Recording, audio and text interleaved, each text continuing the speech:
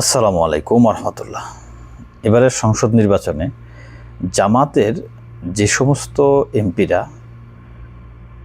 বিজয়ী হয়ে সংসদে আসছেন, তারা ইলেকশনের পরে মনে হয় না ভালো করে পড়াশোনা করেন।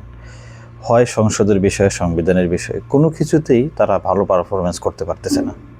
কোথাও বক্তব্য দিতে গেলে একটা ঝামেলার সৃষ্টি হয়, স্লিপ অফ টার্ন যেটাকে আমরা এখন ফেলি, সেটা হয় বেশি। আমির হামজা এটা শুরু থেকে নিয়ে খুব বাজেভাবে প্রত্যেক জায়গাতে বিতর্কিত বক্তব্য দিয়ে সমালোচনার মুখে পড়তেই আছেন। ওনারে কতবার দৃষ্টি আকর্ষণ করছে তার কোনো হিসাব নাই। তারপরে ওনার যেই সতর্কতার যে ফলাফল, সেটা একদম 0%-এর মতো।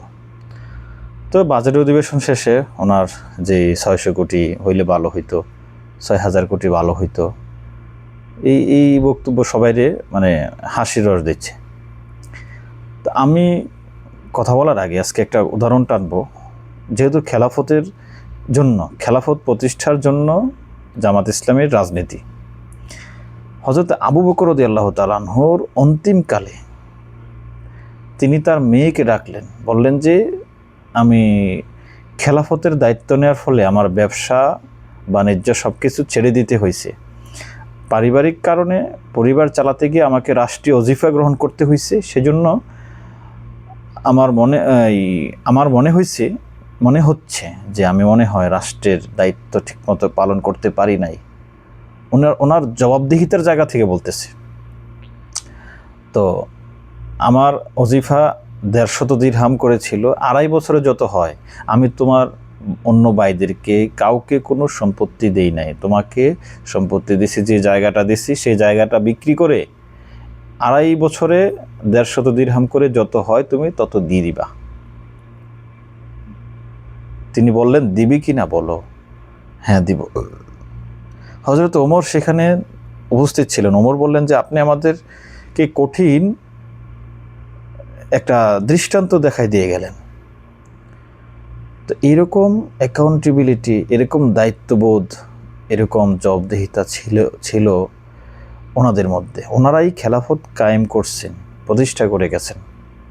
তো যদি বাংলাদেশে আপনারা খেলাফত কায়েম করতে চান, তাহলে ওই ধরনের অ্যাকাউন্টেবিলিটি লাগবে।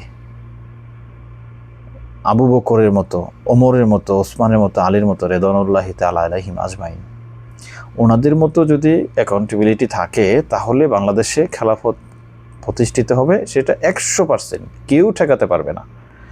আর বর্তমানে যেভাবে চলতেছে, পড়াশোনার পাশাপাশি কোনো দিক দিয়েই ভালো পারফরমেন্স করতে পারতেছে না জামাতের যে সদস্যগুলি এবং জামাতের তৃণমূল পর্যায়ের দায়িত্বশীলগণ। কোনোভাবেই কোথাও তাদের যে এক্সট্রা একটা কোঅর্ডিনেটরি থাকা দরকার। জামাতের লোক একটা ব্রিলিয়ান্ট হবে, মেধাবী হবে, তথ্য যুক্তি নির্ভরশীল কথাবার্তা হবে, এরকম বর্তমানে দেখা যাচ্ছে না। 5ই আগস্টের পরে দেখা যাচ্ছে না, আগে দেখা যাইতো। তো যদি